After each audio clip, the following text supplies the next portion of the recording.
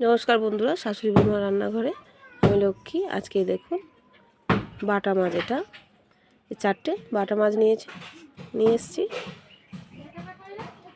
এই 4টে বাটা মাছ দিয়ে বাটা মাছের আমি সর্ষে করব, সর্ষে পোস্ত। কীভাবে করব সেটা আপনাদের দেখাবো। দেখুন, আগে মাছটাকে লবণ আর হলুদটা মাখিয়ে নেব। পরিমাণ মতো লবণ, হলুদ পরিমাণ মতো দিয়ে ভালো করে মাখিয়ে নেব।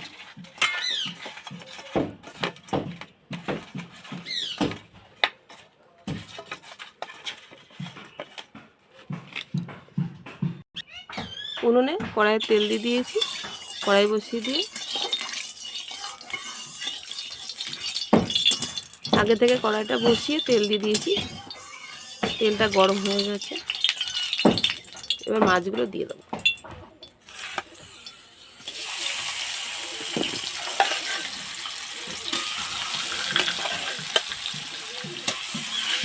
একটু উল্টে দেবো।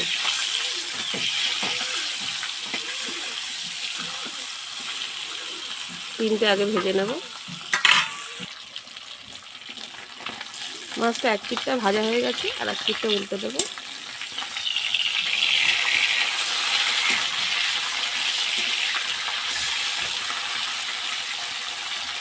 এপিট এপিট করে ভালো করে ভেজে নেব।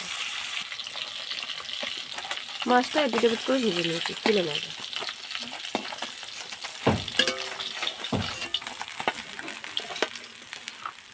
এপিট মাছ ভেজে নেব।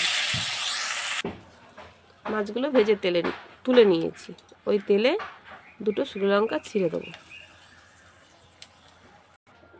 একটা তেজপাতা 4 ফালি করে দিয়ে দেবো।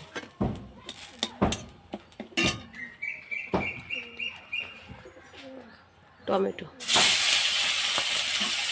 একটু ভেজে নেব।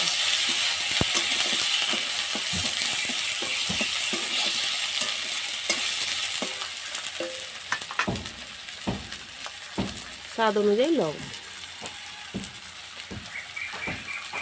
হলুদ পরিমাণ মতো।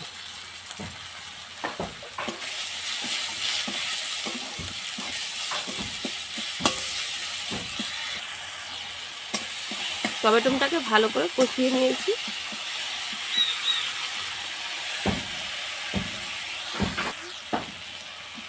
সর্ষের মধ্যে একটু জল দিয়ে দেবো, দিয়ে সর্ষেটা দিয়ে দেবো।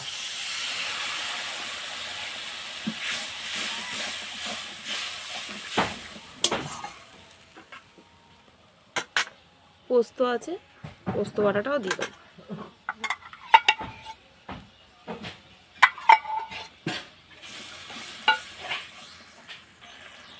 ভালো করে মশলার সাথে মিশিয়ে নিয়েছি, আর একটু জল দিয়ে দেবো। ভালো করে গ্রেভিটাকে ফুটতে দেবো।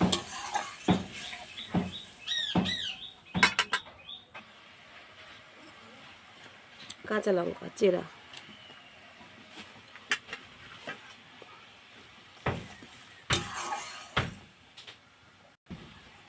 মাছগুলো দিয়ে দেবো।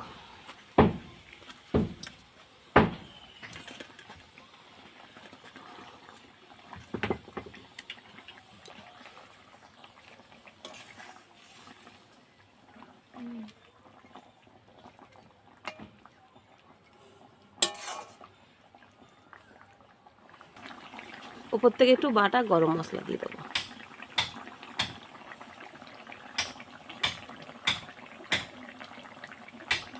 ধনে পাতা,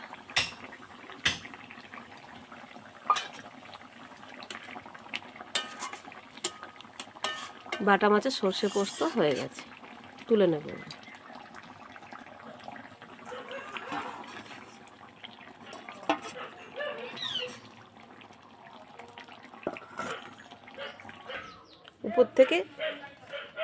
উপর থেকে একটু কাঁচা তেল ছড়িয়ে দেবো।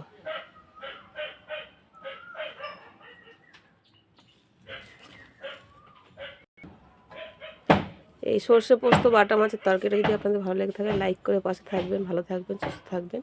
আর এইভাবে সর্ষে পোস্ত বানিয়ে খেয়ে দেখবেন, খুব ভালো লাগে, টেস্ট হয় ভালো।